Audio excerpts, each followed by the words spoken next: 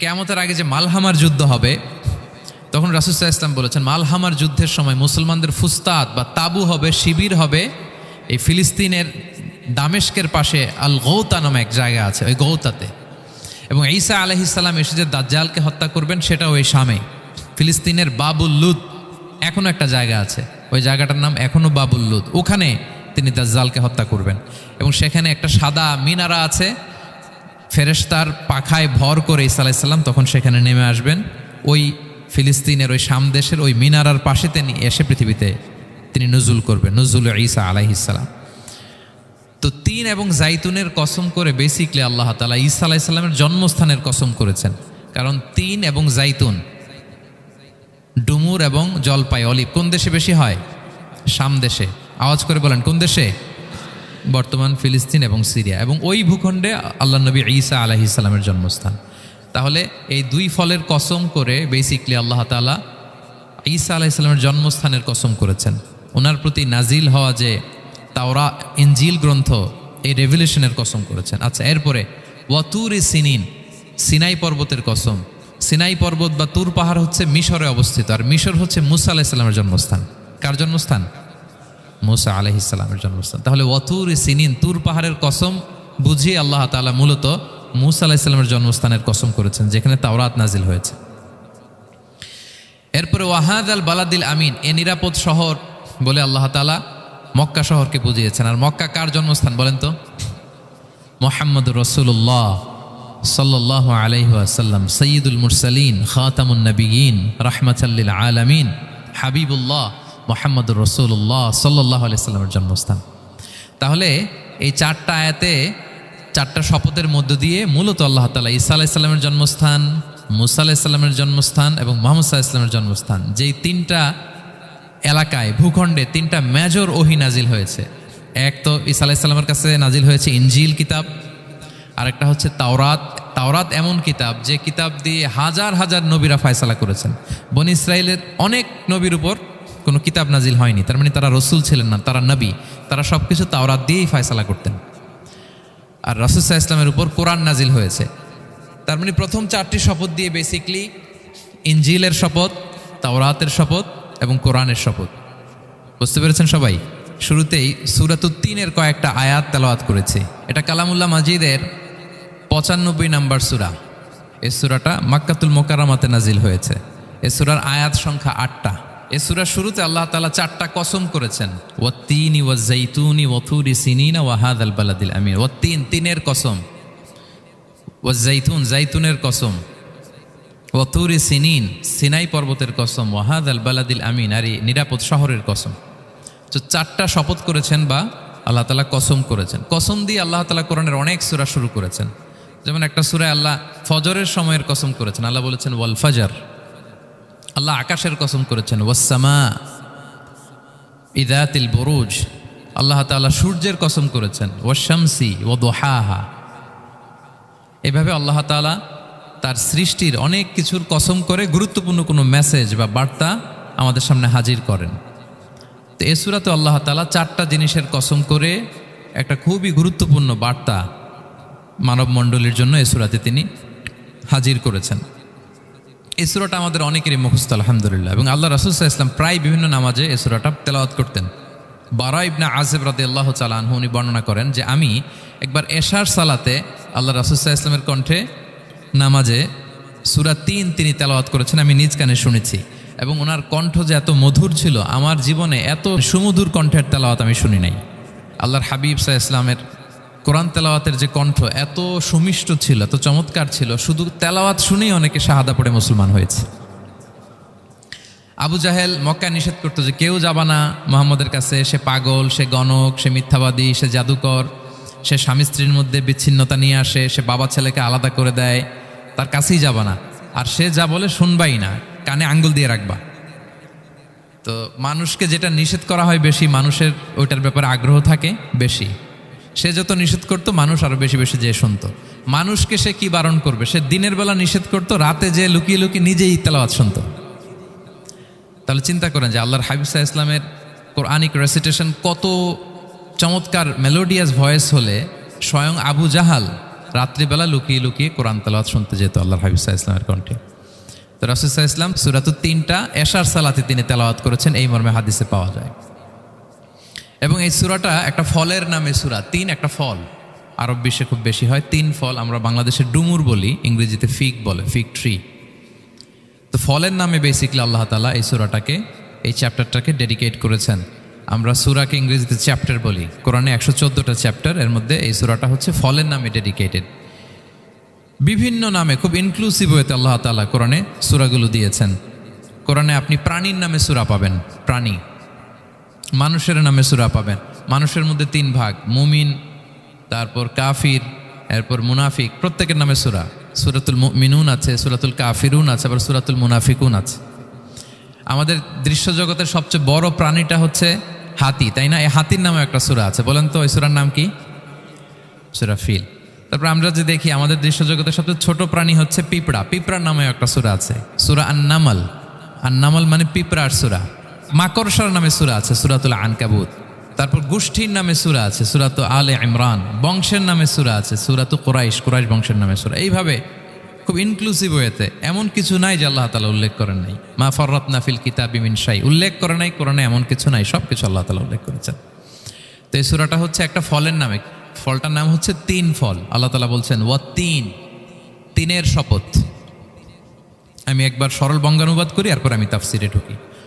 তিনের শপথ, ওয়াজ-জাইতুন, জাইতুনের শপথ, ওয়াতুরি সিনিন, সিনাই পর্বতের শপথ, ওয়াহাদাল বালাদিল আমিন, এই নিরাপদ শহরের শপথ। লাকদ খলাকনাল ইনসানা ফি আহসানি তাকওয়িম, নিশ্চয় আমি মানুষকে খুব চমৎকার সুন্দর অবয়বে সৃষ্টি করেছি। সুম্মা রাদাদনাহু আসফালা সাফিলিন, এরপরে তাকে আবার নিচু থেকে নিচুর দিকে নামিয়ে দিয়েছি। ইল্লাল্লাযীনা আমানু ওয়া আমিলুস সলিহাত, তবে তারা ছাড়া যারা ঈমান এনেছে এবং সৎকর্ম করেছে। ফালাহুম আজরুন গায়রু মামনুন, তাদের জন্য আছে অফুরন্ত পুরস্কার। ফামা ইউকাযযিবুকা বা'দু বিদ্দিন, এগুলো জানার পরও কিসে তোমাকে দিন অস্বীকারের ব্যাপারে উদ্বুদ্ধ করলো? আলাইসাল্লাহু বিআহকামিল হাকিমিন, আল্লাহ তাআলা কি শ্রেষ্ঠ বিচারক নন? সাদাকাল্লাহুল আযীম। এই হচ্ছে এই সূরাটির সরল অনুবাদ। এবার আমরা তাফসিরে ঢুকি। প্রথমে আল্লাহ তাআলা বলেছেন ওয়াত-তিন, তিনের শপথ। তিন মানে তো আমরা জানলাম, তিন মানে ডুমুর। আল্লাহর হাবিব সাল্লাল্লাহু আলাইহি ওয়াসাল্লাম তিনি তিন ফল পছন্দ করতেন, এবং এটা ডায়াবেটিক্সের জন্য ভালো, ডায়াবেটিক্স নিয়ন্ত্রণ করে। আমাদের বোনদের যাদের ইররেগুলার মেনস্ট্রুয়েশনাল পিরিয়ড হয়, এটার জন্য এটা খুব ভালো, এবং খুব স্ট্রেংথ স্টেমিনা আনে শরীরে। এটা জান্নাতের একটা গাছ। আদম আলাইহিস সালাম এবং হাওয়া আলাইহিস সালামকে যখন আল্লাহ বলেছিল ওয়ালা তাকরাবা হাযিহি শাজারাতা ফাতাকুনা মিনায যালিমিন, আদম এবং হাওয়া জান্নাতের সব জায়গায় যেতে মন চায় যাও, যা খেতে মন চায় খাও, এই নিষিদ্ধ গাছের কাছে যেও না, তাহলে তোমরা জালিম হয়ে যাবে। শয়তান এসে উল্টা বুঝালো, সে বলল তোমাদের খেতে নিষেধ করছে কেন জানো? আল্লাহ চায় না যে তোমরা জান্নাতে থাকো, আল্লাহ চায় এখান থেকে তোমাদের বের করে দিবে, কিন্তু তোমরা যদি এই গাছের ফল খাও আল্লাহ আর বের করতে পারবে না। দেখছেন শয়তানের অবস্থা? শয়তান কিন্তু নেগেটিভিটি নিয়ে সামনে আসে না, আসে খুব আপনার ওয়েল উইশার হিসেবে, উপদেশ নিয়ে, খুব ভালো একটা পজিটিভ ওয়েতে আসে। তো ওনারা খেয়ে ফেললেন এই নিষিদ্ধ গাছের ফল। খাওয়ার ফলে আদম আলাইহিস সালাম, হাওয়া আলাইহিস সালাম, ওনাদের গা থেকে জান্নাতের পোশাকগুলো ঝরে পড়ে গেল। এখন কি দিয়ে ওনারা ওনাদের প্রাইভেটকে ঢাকবেন? তখন ওনারা, তাফসির ফি জিলালিল কোরআনে এসেছে যে ওনারা এই তিন গাছের পাতা নিয়ে নিজেদের প্রাইভেট ঢেকেছিলেন। সুবহানাল্লাহ। সেই তিন ফলের কসম আল্লাহ করলেন, ওয়াত-তিন, তিনের শপথ। এরপর আল্লাহ তাআলা বললেন ওয়াজ-জাইতুন, জাইতুনের শপথ। জাইতুন মানে হচ্ছে জলপাই। তো আল্লাহ তাআলা বললেন ওয়াজ-জাইতুন, জাইতুনের শপথ। জাইতুন মানে হচ্ছে জলপাই, ইংরেজিতে আমরা যেটাকে অলিভস বলি। তো আল্লাহ তিনের কসম করলেন এবং অলিভের কসম করলেন। দুইটাই খুব উপকারী ফল, এবং আল্লাহর হাবিব সাল্লাল্লাহু আলাইহি ওয়াসাল্লাম তিনি জলপাইও খুব পছন্দ করতেন। ওনার রেগুলার ফুড আইটেমের মধ্যে জলপাই ছিল, অলিভস ছিল। এটা পাহাড়ি এরিয়া, মরুভূমিতে হয়, এবং রাসূল সাল্লাল্লাহু আলাইহি ওয়াসাল্লাম বলেছেন কুলু যাইত ওয়াদ-দাহিনু ফাইন্নাহু মিন শাজারাতিন মুবারাকা, তোমরা অলিভ অয়েল এটা খেও এবং এটা গায়ে মালিশ করো, কেননা এটা বরকতময় একটা গাছের ফল, শাজারা মুবারাকা। এটা শরীরের ব্যাড কোলেস্টেরলকে কমিয়ে দেয়। দাড়িতে অ্যাপ্লাই করলে, চুলে অ্যাপ্লাই করলে সহজে পাকে না দাড়ি চুল, এবং স্কিনে অ্যাপ্লাই করলেও স্কিনের জন্য ভালো, স্কিনের জন্য বেশ ভালো। এটা যাদের সুযোগ হয় আপনারা দাড়িতে চুলে অ্যাপ্লাই করবেন, খাবেন। এটা খাওয়াও যায়। তাম্বুতু বিদ্দুহনি ওয়াসিবগিল লিল আখিলিন, কোরআনে এসেছে। এটা অয়েল হিসেবে ইউজ করে, আবার খাবার হিসেবেও ইউজ করা যায়। সালাদ ড্রেসিংয়ের ক্ষেত্রে কিন্তু অলিভ অয়েল আমরা ইউজ করি, ইদানিং পিজাতে খুব ইউজ করা হয় অলিভ, জলপাইটা। তো এটা আপনারা খেতে পারেন, এটা খুবই সুস্বাদু। এবং জলপাই গাছের মানে জাইতুন গাছের ডালের মেসোয়াক খুব ভালো হয়। আল্লাহর হাবিব সাল্লাল্লাহু আলাইহি ওয়াসাল্লাম জাইতুনের ডাল দিয়ে মেসোয়াক করতেন। তিনি বলতেন নি'মা সিওয়াকিয়া জাইতুন, সবচেয়ে শ্রেষ্ঠ মেসোয়াক হচ্ছে জাইতুনের, মিনাশ শাজারাতিল মুবারাকা, কারণ এটা বরকতময় গাছের ডালা। এবং ফাইন্নাহু সিওয়াকি ওয়া সিওয়াকুল আম্বিয়া মিন ক্বাবলি, এই জাইতুনের ডাল দিয়ে আমিও যেমনি মেসোয়াক করি, আমার আগে যত নবী পৃথিবীতে এসেছে সবাই জাইতুনের ডাল দিয়ে মেসোয়াক করত। আল্লাহ বলেন ওয়াতিনি ওয়াজ জাইতুন, তিনের শপথ আর জাইতুনের শপথ। এরপর আল্লাহ তাআলা বললেন ওয়াতুরি সিনিন, সিনাই পর্বতের শপথ। প্রথমে দুইটা ফলের শপথ করলেন, এবার একটা পাহাড়ের শপথ করতেছেন। আপনারা কি তুর পাহাড়ের নাম শুনেছেন? হ্যাঁ শুনেছেন। এই সিনাই পর্বত দ্বারা তুর পাহাড় উদ্দেশ্য। এটা মিশরের একটা পাহাড়, অনেক উঁচু, 2285 মিটার উঁচু। ওইটার নিচে আছে মুকাদ্দাসে তুয়া, যেখানে মুসা আলাইহিস সালামকে আল্লাহ তাআলা জুতা খুলতে বলেছিলেন, ফাখলা না আলাইকা ইন্নাকা বিল ওয়াদিল মুকাদ্দাসে তুয়া, হে মুসা তুমি পবিত্র উপত্যকায় এসেছো, জুতা খুলো। তো ওখানে সব ধর্মের লোকেরা যায়, সব ধর্মের লোকদের জন্য তীর্থস্থান, মুসলিম, জুইশ, খ্রিস্টিয়ান সবাই যায়। এটা সিনাই একটা এলাকা আছে মিশরের, north south Sinai, north Sinai, এটা সাউথ সিনাইতে অবস্থিত। তো নিচে একটা খ্রিস্টানদের প্রাচীন গির্জা আছে, সেন্ট ক্যাথেরিনা গির্জা। সেখান থেকে চলতে চলতে আপনাকে উপরে যেতে হবে, ফজরের পরে আবার চলে আসতে হবে, তা না হলে দুপুরবেলায় 10টা-11টার দিকে এমন সূর্যের প্রখর তাপ ওই পাথরের মধ্যে লাগে, ওখানে আর থাকা যায় না। একেবারে তুর পাহাড়ের উপরে সেখানে খ্রিস্টানদের জন্য ছোট্ট একটা সেনাগোগ আছে, তারা প্রার্থনা করে। খ্রিস্টানদের একটা চার্চ আছে, মুসলিমদের জন্য ছোট্ট একটা মুসল্লা আছে সুরাওয়ের মতো। আল্লাহ ওই সিনাই উপত্যকার কসম করেছেন, ওয়াতুরি সিনিন, সিনাই উপত্যকার কসম। এখানেই আল্লাহ তাআলা মুসা আলাইহিস সালামকে তাওরাত দিয়েছিলেন, মেজর একটা আসমানি কিতাব দিয়েছিলেন। এবং সরাসরি মুসা আলাইহিস সালাম এই পাহাড়ের চূড়ায় বসে আল্লাহ তাআলার সাথে কথা বলতেন। ওয়াকাল্লামাল্লাহু মুসা তাকলিমা, উনি সরাসরি কথা বলতেন, এটা ওনার একটা স্পেশাল বৈশিষ্ট্য ছিল, ক্যারেক্টারিস্টিক্স। এবং আল্লাহ তাআলা নূরের তাজাল্লি দিয়ে এই পাহাড়কে একবার জ্বালিয়ে দিয়েছিলেন। আজও এই পাহাড়ের রংটা অনেকটা একটু লালচে, একটু কালোচে, একটু রেডিশ কালারের।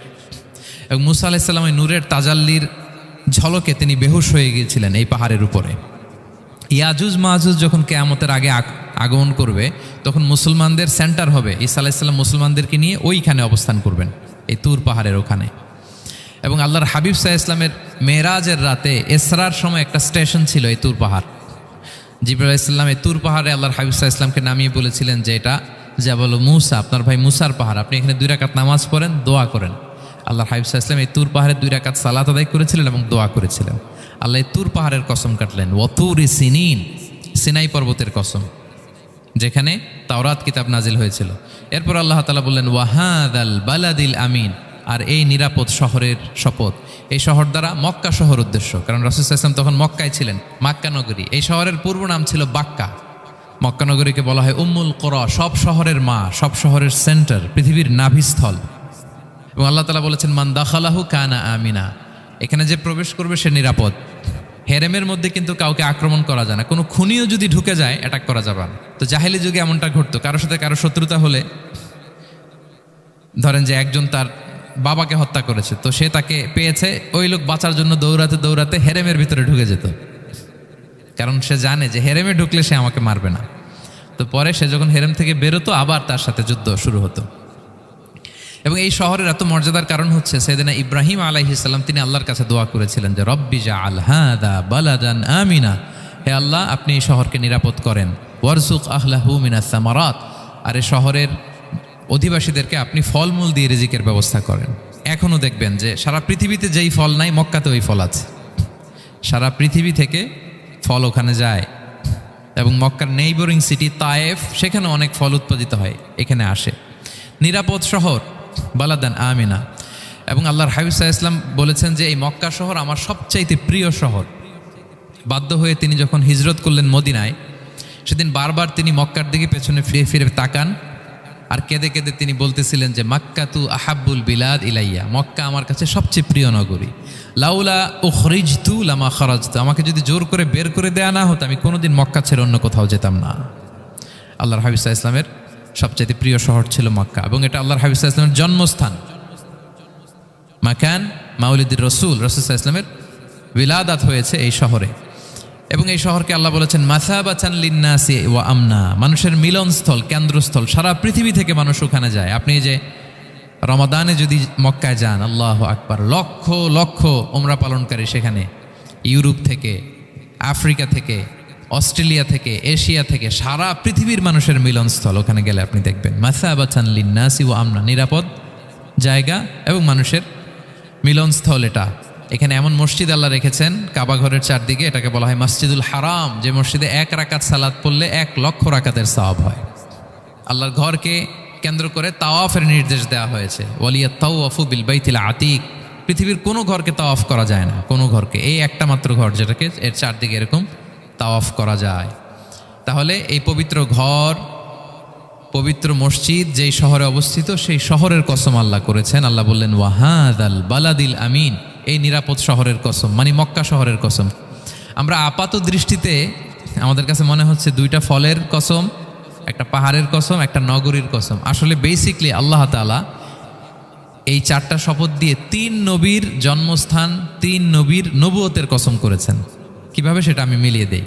এই যে প্রথমে যে আল্লাহ বলেছেন ওয়াত্তিনি ওয়া জাইতুন, 3 এবং জাইতুনের কসম। পৃথিবীতে সবচেয়ে বেশি 3 এবং জাইতুন কোথায় উৎপন্ন হয় জানেন? ফিলিস্তিনে। কোথায়? শাম দেশে, যেটা হাদিসের পরিভাষায় বলা হয় শাম, বর্তমান ফিলিস্তিন এবং সিরিয়া মিলে। 3 জাইতুন দিয়ে বেসিকলি আল্লাহ তাআলা ফিলিস্তিনের শপথ করেছেন, শাম দেশের শপথ, যেখানকার বেথলহামে ঈসা আলাইহিস সালাম, জেসাস ক্রাইস্ট, তিনি জন্মগ্রহণ করেছেন, ঈসা আলাইহিস সালামের জন্মস্থান।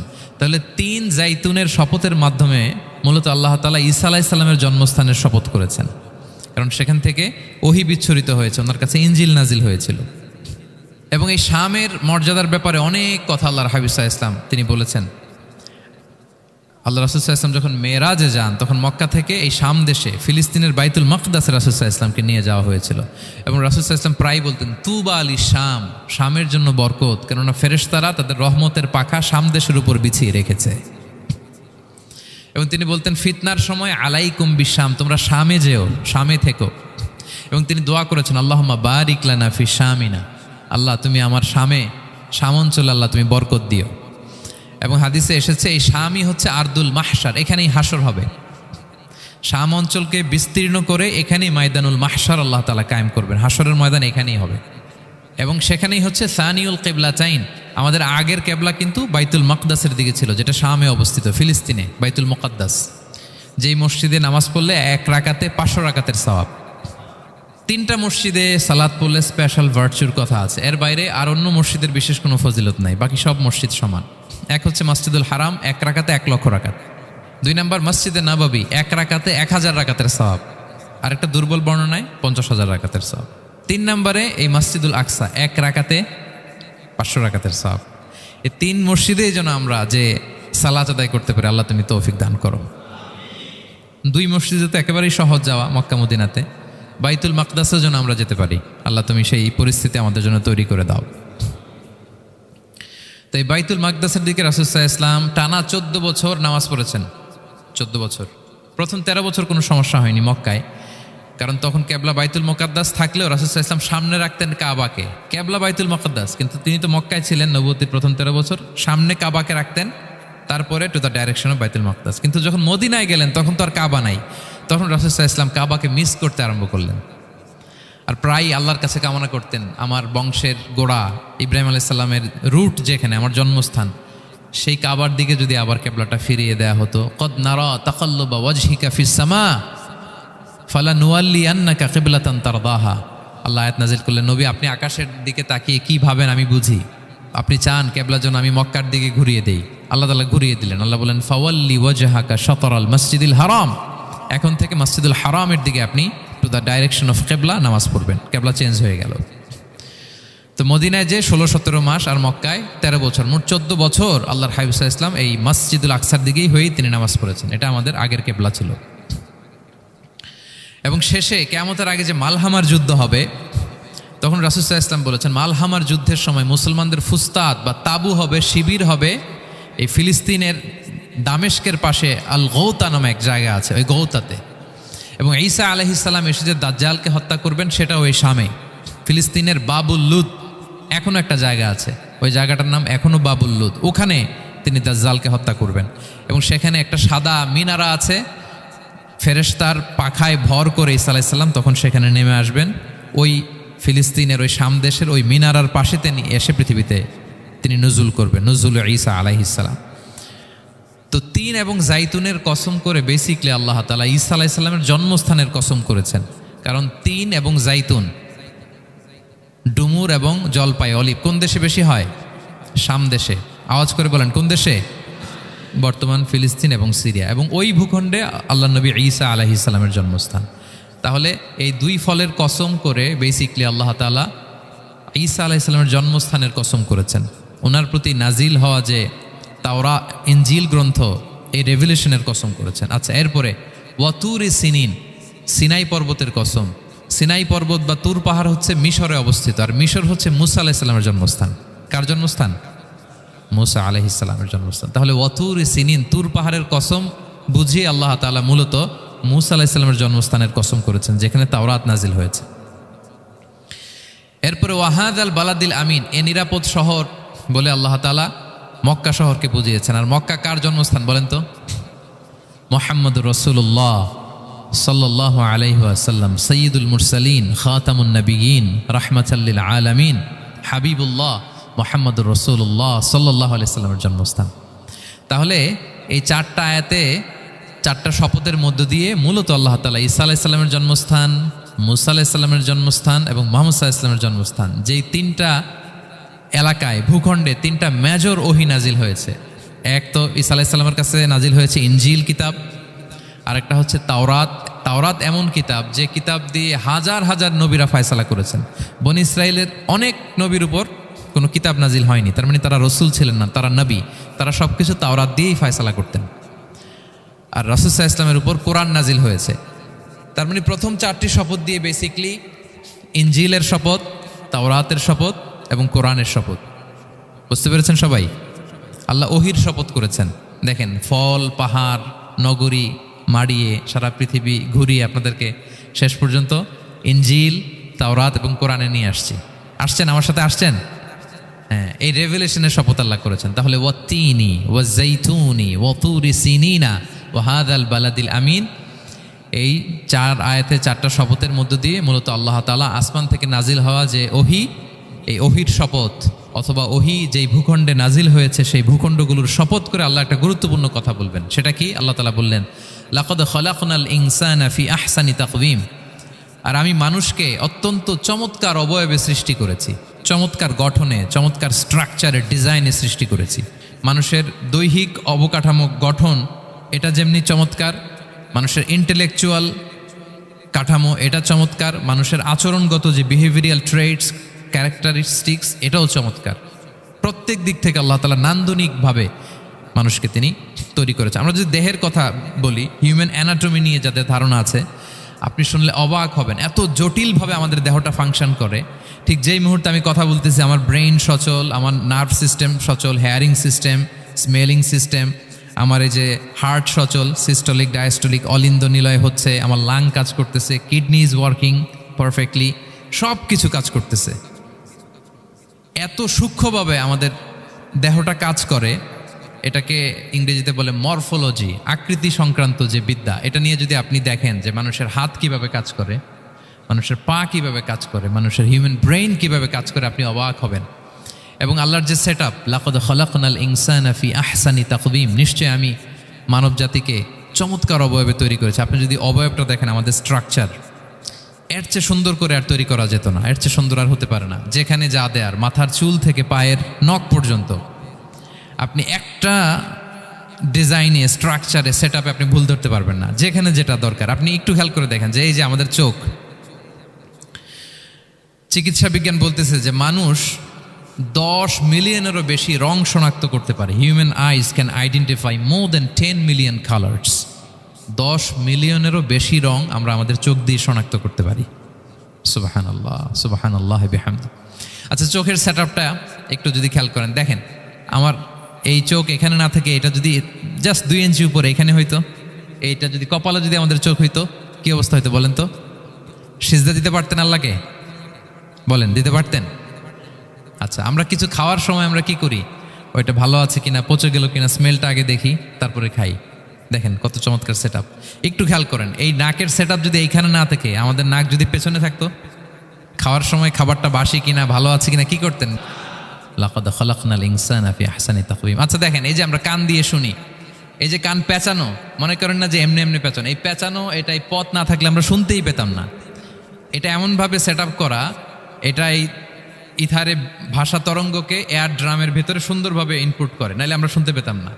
আপনার এই কান কেটে ফেলে দিলে আপনি শুনতে পারবেন না। এটা এইভাবেই যেতে হবে, সুরঙ্গটা এইভাবে তৈরি হইতে হবে। আচ্ছা দেখেন, আপনার কান, এই কান যদি এইখানে না থেকে আপনার ডান বগলের নিচে হইতো, বাম কান যদি বাম বগলের নিচে হইতো, তাহলে কি হইতো বলেন? আজকে আমার ওয়াজ কিভাবে শুনতেন বলেন দেখি, কিভাবে শুনতেন? বুদ্ধি আছে বলে যে হুজুর এইভাবে শুনতাম। সুবহানাল্লাহ, সুবহানাল্লাহ। লাকাদ খালাকনাল ইনসানা ফি আহসানি তাকওয়িম। আমি মানুষকে সবচেয়ে সুন্দর সর্বোত্তম গঠনে তৈরি করেছি। দেখেন, কান দুইটা ওইখানে থাকলে কথা শুনতে হইলে হাত উঁচু করে রাখা লাগতো। আল্লাহ, আপনি একটা একটা অঙ্গ দেখেন, ঠিক যেখানে যেটা যেভাবে সেট করা দরকার, আল্লাহ তাআলা দয়া করে অনুগ্রহ করে ঠিক সেভাবে তিনি সেট করেছেন। আমাদের চেহারার মধ্যে দেখেন এক একজনের এক এক রং। ওয়াখতিলাফু আলসিনাতিকুম ওয়া আলওয়ানিকুম ইন্না ফি যালিকা লাআয়াতুন লিল আলিমিন। আল্লাহ বলেন, তোমাদের ভাষার ভিন্নতা দিয়েছি, তোমাদের গায়ের রঙের ভিন্নতা, একজনের চেহারার সাথে আরেকজনের মিল নাই, একজনের ফিঙ্গারপ্রিন্টের সাথে। আয়াহসাবুল ইনসানু আল্লান নাজমাআ ইযামা বালা কাদিরিনা আলা আন নুসাউইয়া বানানা। মানুষ ভেবেছে সে মারা গেলে তাকে আমি তার অস্থি, মজ্জা, হাড়, গোশত, চামড়া জোড়া লাগাতে পারবো না। আরে তার আঙ্গুলির অগ্রভাগ পর্যন্ত আমি সুবিন্যস্ত করে আমার কাছে রেখে দিয়েছি, ফিঙ্গারপ্রিন্ট। আমাদের ফিঙ্গারপ্রিন্টগুলো আল্লাহর কাছে সংরক্ষিত, একজনের ফিঙ্গারপ্রিন্টের সাথে আরেকজনেরটা মিলে না। এই যে আমার 10 আঙ্গুলে 10টা ফিঙ্গারপ্রিন্ট, পায়েরগুলো হচ্ছে ফুটপ্রিন্ট, একটার সাথে আরেকটা মিলে। আমার এটার সাথে এটা মিলবে বলেন? আমার সাথে আপনারটা মিলবে? বর্তমানে পৃথিবীতে কত কোটি মানুষের বসবাস বলেন? এই যত মানুষ পৃথিবীতে আছে, একজনের আঙ্গুলের ছাপের সাথে, এই যে বায়োমেট্রিক্যাল অথেন্টিকেশন যে আমরা করি, একজনের ফিঙ্গারপ্রিন্টের সাথে আরেকজনের ফিঙ্গারপ্রিন্টের মিল নাই। একজনের ফুটপ্রিন্টের সাথে ফুটপ্রিন্ট মিল, ইভেন একজনের আই প্রিন্টের সাথে। আমাকে একজন ওনার হসপিটালে নিয়ে গেল ঢাকায়, তো উনি ওনার দরজা খুলতেছে আই প্রিন্ট দিয়ে, মানে উনি না গেলে খুলে না। উনি আর ওনার খুব কাছের স্টাফ, এটা গুরুত্বপূর্ণ একটা অফিস। তো উনি চোখ দিল, আই প্রিন্ট নিল, এরপরে দরজা খুলে যাচ্ছে। দেখেন, একজনের আই প্রিন্টের সাথে আরেকটা আই প্রিন্ট মেলে না। সুবহানাল্লাহ। প্রিয় ভাইরা, একজনের ফিঙ্গারপ্রিন্টের সাথে আরেকজনের ফিঙ্গারপ্রিন্টের কোনো মিল আছে পৃথিবীতে? ফুটপ্রিন্টের সাথে, আই প্রিন্টের সাথে। কারণ ডিজাইনারটা কে বলেন তো? হুয়াল্লাযী ইউসাউবিরুকুম ফিল আরহামি কাইফা ইয়াশা। মায়ের পেটে থাকতেই আল্লাহ তাআলা এগুলো ডিজাইন করে দিয়েছেন। আমি কেমন হব, আমার বৈশিষ্ট্য কেমন হবে, এই যে আমি যে আমার বাবা দাদা 14 পুরুষের ডিএনএ বয়ে বেড়াই, এগুলো সব নিয়ে আমার বৈশিষ্ট্য, আমার কণ্ঠস্বর, আমার ক্যারেক্টারিস্টিক্স, আমার ফিচার কেমন হবে, সব তিনি আল্লাহ তাআলা মায়ের পেটে থাকতে ডিজাইন করে দিয়েছেন। সুবহানাল্লাহ। আল্লাহ বলছেন, লাকাদ খালাকনাল ইনসানা ফি আহসানি তাকওয়িম। প্রিয় ভাইরা, কসম করার পরে আল্লাহ যে কথাটা বলেন, এটা অনেক গুরুত্বপূর্ণ, খুবই গুরুত্বপূর্ণ বার্তা। আল্লাহ চারটা কসম করে, তিনটা নবীর জন্মস্থানের শপথ করে তিনি বললেন, লাকাদ খালাকনাল ইনসানা ফি আহসানি তাকওয়িম। নিশ্চয় আমি অত্যন্ত চমৎকার আকৃতিতে মানুষকে তৈরি করেছি। মানুষের গঠন এরকম, মাথা থেকে পা পর্যন্ত। আমি তো দু একটার কথা বললাম, চোখ, নাক, কান, আপনি একটা একটা করে যদি ধরেন, আমাদের হেয়ারিং সিস্টেম কীভাবে কাজ করে, হেয়ারিং নার্ভ কীভাবে কাজ করে, আমাদের সেন্সেশন কীভাবে কাজ করে, আমাদের ব্রেন কীভাবে কাজ করে। আমাদের এক একজনের ব্রেন 1.5 কেজি ওজন, 3 পাউন্ডের মতো একটা সুস্থ মানুষের অ্যাভারেজ ব্রেনের ওজন। এই ব্রেনের মেমোরি হচ্ছে 2.5 মিলিয়ন গিগাবাইট। আপনার মোবাইলে স্পেস কত বলেন, মেমোরি কত? হ্যাঁ, 512 জিবি। আর আমার আর আপনার ব্রেইনের যে মেমোরি, এই মেমোরি হচ্ছে 2.5 মিলিয়ন গিগাবাইটস। আল্লাহ, এই যে প্রতি মুহূর্তে আমাদের নিউরন কানেক্টিভিটি হচ্ছে, ব্রেনের স্নায়ুগুলোর যত কানেক্টিভিটি হয়, যত আমরা চিন্তা করে ব্রেনকে খাটাই, নতুন নতুন জিনিস আমরা তৈরি করতে পারি। এবং এমনভাবে আল্লাহ তাআলা এমন সফিস্টিকেটেড ব্রেইন আল্লাহ মানুষকে দিয়েছে, মানুষ পারে না এমন কিছু নাই। মানুষ যা কল্পনা করতে পারে, মানুষ তা করে দেখাতে পারে। এজন্য আমাদের কল্পনার জানালাটাকে বড় করতে হবে। আই রিপিট, মানুষ যা কল্পনা করতে পারে, ইমাজিন করতে পারে, সেটা মানুষ করে দেখাতে পারে। ওই ক্যাপাসিটি দিয়ে আল্লাহ তাআলা মানুষকে তৈরি করেছেন। সুবহানাল্লাহ, সুবহানাল্লাহ। লাকাদ খালাকনাল ইনসানা ফি আহসানি তাকওয়িম। এই ব্রেনকে খাটিয়ে মানুষের কত ইনভেনশন, কত ডিসকভারি, মানুষ সভ্যতার পর সভ্যতা বিনির্মাণ করেছে। চোখ ধাঁধানো মানুষের আবিষ্কার, তাক লাগিয়ে দিয়েছে গোটা বিশ্বে একটার পর একটা করে। আল্লাহ এমনভাবে মানুষকে তিনি তৈরি করেছেন, লাকাদ খালাকনাল ইনসানা ফি আহসানি তাকওয়িম। চমৎকার অবয়বে, তার দৈহিক অবয়ব যেমনি সুন্দর, তার বুদ্ধিগত, তার চিন্তাগত, তার ইন্টেলেক্ট, এটাও তেমন সুন্দর, এটাও তেমন চমৎকার। পৃথিবীর কোনো প্রাণীকে আল্লাহ তাআলা এরকম হিউম্যান ব্রেনের মতো এরকম সফিস্টিকেটেড ব্রেন দিয়ে, ইন্টেলেক্ট দিয়ে তৈরি করেনি। এজন্য সব প্রাণী থেকে মানুষ আলাদা। সব প্রাণী থেকে মানুষের চিন্তা, বিবেক, বুদ্ধি এগুলো আলাদা। তাহলে দেখেন, মানুষের শ্রেষ্ঠত্ব মূলত এগুলোর দ্বারা। মানুষ যদি তার চিন্তা, বিবেক, বুদ্ধি খাটায়, সে শ্রেষ্ঠ হয়ে যায়। আমি একটা কথা প্রায় বলি যে মানুষ যদি ভালো হয় সে ফেরেশতার চেয়েও ভালো, আর মানুষ যদি খারাপ হয় সে পশুর চেয়েও নিকৃষ্ট। আল্লাহ বলেন, উলাইকা কাল আনআমি বাল হুম আদাল লাহুম কুলুবুল লা ইয়াফকাহুনা বিহা ওয়া লাহুম আ'য়ুনুল লা ইউবসিরুনা বিহা ওয়া লাহুম আযানুল লা ইয়াসমাউনা বিহা উলাইকা কাল আনআমি বাল হুম আদাল। তাদের হৃদয় আছে, ওটা দিয়ে অনুধাবন করে না সত্যকে। চোখ আছে, ওটা দিয়ে সে সত্যটা দেখে না। কান আছে, হকের কথা শোনে না। উলাইকা কাল আনআম, আল্লাহ বলেন তারা প্রাণীর মতো, চতুষ্পদ জন্তুর ন্যায়। শুধু অতটুকুই না, বাল হুম আদাল, তারা তার চেয়েও নিকৃষ্ট, তার চেয়েও নিকৃষ্ট। তাহলে মানুষ ভালো হলে সে ফেরেশতাকে ছাড়িয়ে যায়, আর মানুষ নিকৃষ্ট হলে সে পশুত্বকে হার মানায়। কথা বুঝতে পেরেছেন? মানে আমরা ভালো হলে সবচেয়ে ভালো, খারাপ হলে সবচেয়ে খারাপ। একটা পশু আর একটা পশুকে হত্যা করে কেটে 20 টুকরা করছে, এরকম কোনো নিউজে আসছে কোনো দিন?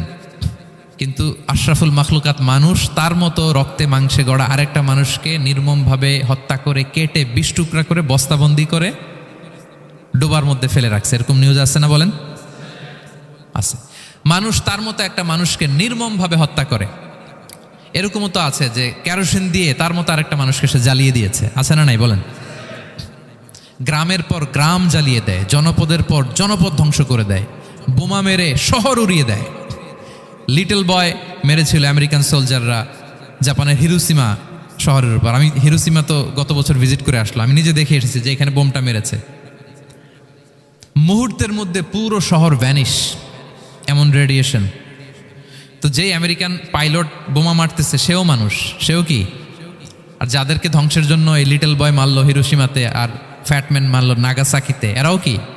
তাহলে দেখেন, মানুষ তার মতো আরেকটা মানুষকে এরকম মেরে টুকরো টুকরো কুচি কুচি করতে সে দ্বিধাবোধ করে না। আল্লাহ, মানুষ গণহত্যা চালায়, জেনোসাইড। এই যে আমাদের বাংলাদেশে তো কিছুদিন আগে হলো গণহত্যা, হেলিকপ্টার থেকে গুলি করে বাচ্চা মেরে ফেলতেছে। কার বাচ্চা, কার কলিজার টুকরা সন্তান, ডোন্ট কেয়ার। জনগণের টাকায়, ট্যাক্সের টাকায় কেনা বুলেট, হেলিকপ্টার দিয়ে জনগণকে, ছাত্রদেরকে হত্যা করা হয়েছে। দেখেন, সেও মানুষ। যারা হত্যা করতেছে, গণহত্যা, জেনোসাইড চালিয়েছে, তারাও মানুষ। তাহলে মানুষ যদি খারাপ হয়, মানুষের চেয়ে খারাপ আর কেউ হয়? আর মানুষ ভালো হলে মানুষের চেয়ে ভালো কেউ হতে পারে? মানুষ এমন জায়গায় যেতে পারে যেখানে ফেরেশতারাও যেতে পারে না। জিবরাইল আলাইহিস সালামের যাওয়ার সীমানা যেখানে শেষ, মুহাম্মদ সাল্লাল্লাহু আলাইহি ওয়াসাল্লামের ঊর্ধ্ব জগতের কাহিনী সেখান থেকে শুরু। আল্লাহু আকবার। তাহলে মানুষ ভালো হলে ফেরেশতাকে ছাড়ায়, মানুষ খারাপ হলে পশুত্বকে হার মানায়। So the decision is yours. রাস্তা দুইটা, আপনি কোন দিকে যাবেন? আপনি কি ডান দিকে জান্নাতের পথে যাবেন নাকি বাঁ দিকে জাহান্নামের পথে যাবেন? সিদ্ধান্ত আপনার। আল্লাহ তাআলা বললেন, লাকাদ খালাকনাল ইনসানা ফি আহসানি তাকওয়িম। আমি মানুষকে চমৎকার আকৃতিতে তৈরি করেছি। হাতের মেকানিজম কি, পায়ের মেকানিজম কি, আমার চেয়ে আপনারাও ভালো জানেন। এগুলো ঘন্টার পর ঘন্টা আপনি বলতে পারবেন যে কেমনভাবে আল্লাহ তাআলা তৈরি করেছেন। আল্লাহ বলেন, মানুষকে আমি অত্যন্ত চমৎকার আকৃতি দিয়ে তৈরি করেছি।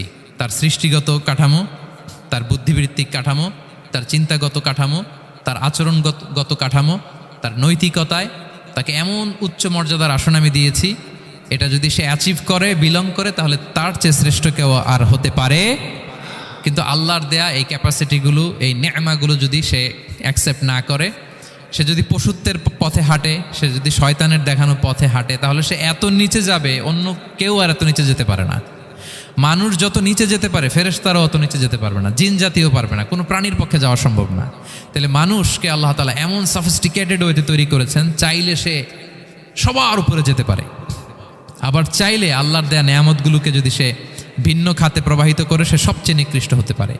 সেটাই আল্লাহ বললেন, সুম্মা রাদাদনাহু আসফালা সাফিলিন, এরপরে তাকে আমি হীন থেকে হীনতর করেছি, নিচ থেকে আরো নিচে নিয়েছি।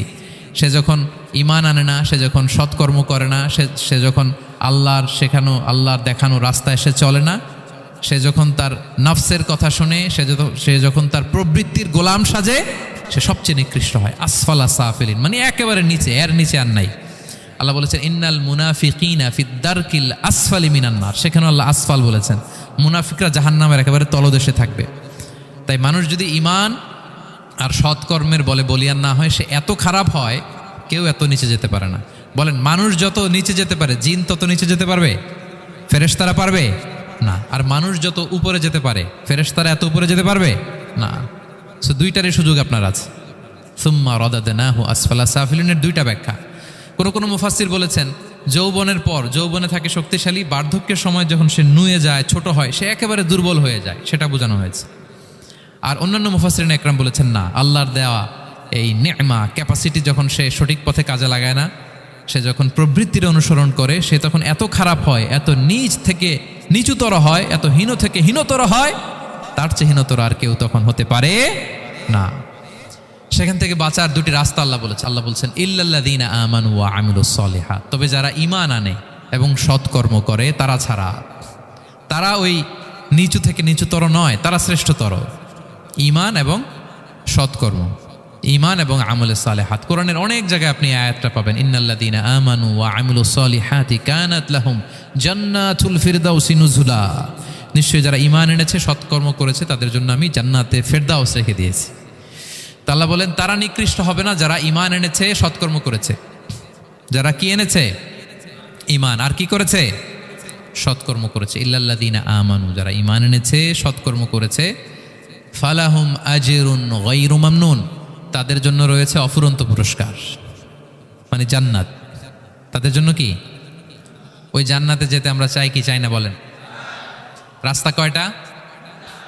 এটা চলে গেছে ডান দিকে, এটার গন্তব্য হচ্ছে ডেস্টিনেশন জান্নাতুল ফেরদাউস। আর এটা শয়তানের পথ, এটা আপনার প্রবৃত্তির দেখানো পথ, এটা চলে গিয়েছে জাহান্নামে। So now the decision is years. আপনার ডিসিশন, কোন দিকে যাবেন, ডানে না বায়ে? জান্নাতে না জাহান্নামে? জান্নাতে যেতে চাই আমরা। ফালাহুম আজরুন গায়রু মামনুন, তাদের জন্য আছে অফুরন্ত নেয়ামত, অফুরন্ত পুরস্কার। আমরা যেন সেই পুরস্কার লাভে ধন্য হতে পারি, আমরা সবাই বলি আমিন।